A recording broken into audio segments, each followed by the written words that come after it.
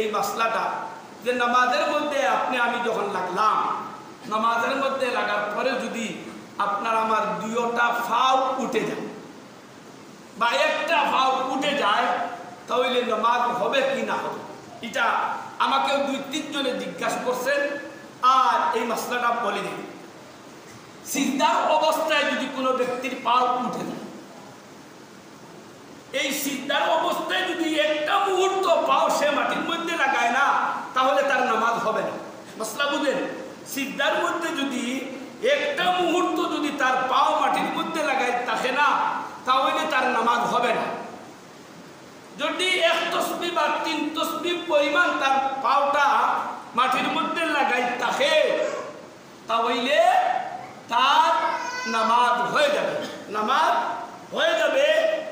হ্যাঁ, এক পাও মাটির মধ্যে আর আরেক পাও মাটি থেকে উপরে, নতুবা 2 পাও কিছু সময়ের জন্য উঠে গেলে সেটা মাকরুহ হবে, সুন্নতের খেলাফ হবে। এই জন্য যে নামাজ হবে না এইরকম নাই। নামাজ হইতে হলে 1 তসবিহ বা 3 তসবিহ পরিমাণ যদি তার পাওটা আঙ্গুলগুলো মাটির মধ্যে লাগাই থাকে, তাহলে নামাজ হয়ে যাবে। কেন বলে, নামাজের মধ্যে সর্বক্ষণিক তার সমস্ত অঙ্গ কিবলামুখী থাকতো, সেটাই হইল মাসলা, সেটাই হইল মাসলা।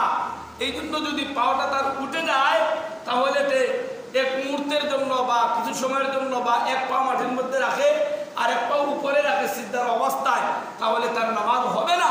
এইরকম নাই, একবারে যদি থাকে না তাহলে তার নামাজ হবে না।